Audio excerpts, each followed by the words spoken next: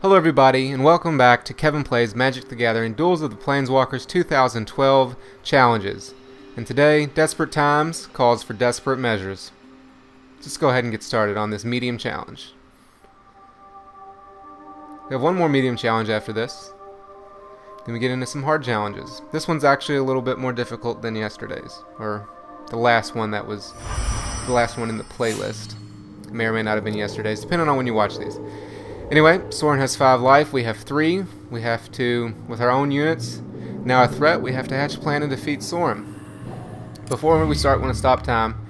The reason it says that our own units are a threat is because this guy has 2 Relic Banes on us, which do 2 damage to us during our upkeep, which would mean that we would die during our upkeep.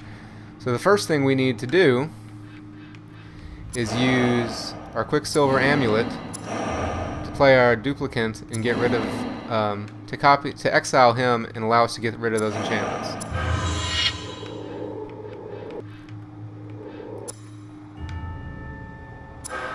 And that'll let us survive. Then we still have to figure out how we're going to win. But since he dies, we get rid of 3 permanents, so blow up a plains, our 1 island, and his swamp.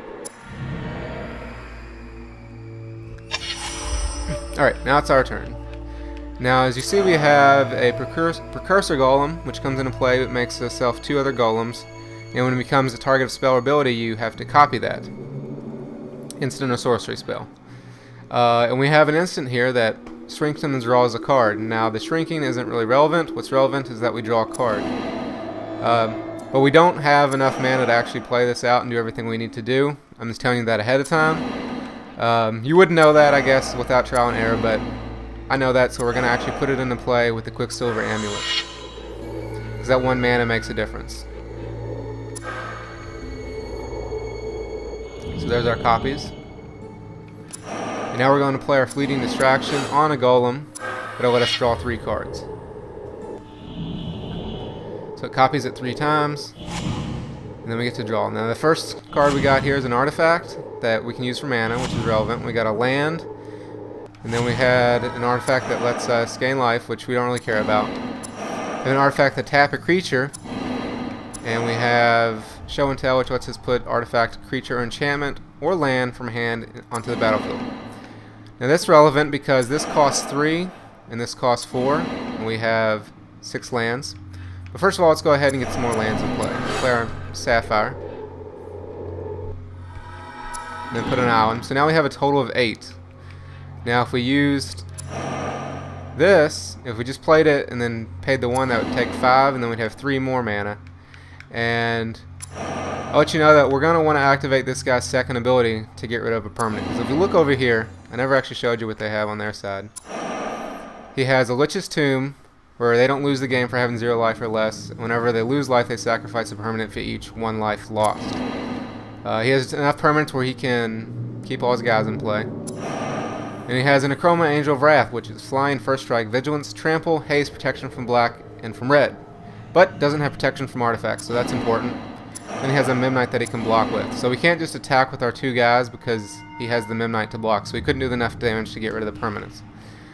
So what we need to do is get rid of this artifact, which has a converted mana cost 4, which is relevant.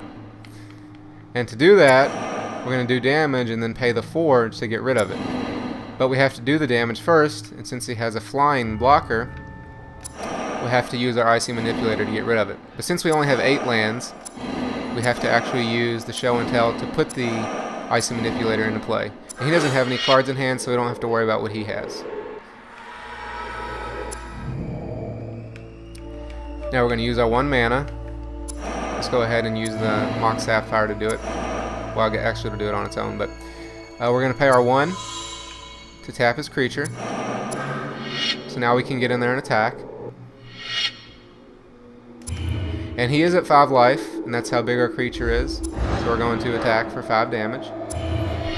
Now drop him to 0, but he won't lose yet because he still has the artifact out that keeps him from losing. However, we'll go to our second main phase. After he sacrifices some permanents, he has to get rid of 5. And he'll just get rid of lands. But like I said, you couldn't get rid of all of them.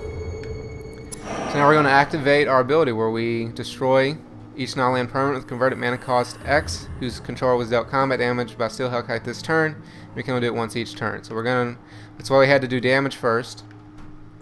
We're going to pay 4. That's going to get rid of his card that's keeping him from dying. And that'll give us the win of the challenge. So check the annotations at the end to find the playlist for all the challenges, as well as the playlist for all the regular gameplays against the Planeswalkers. And I'll see you all back here next time for the next challenge.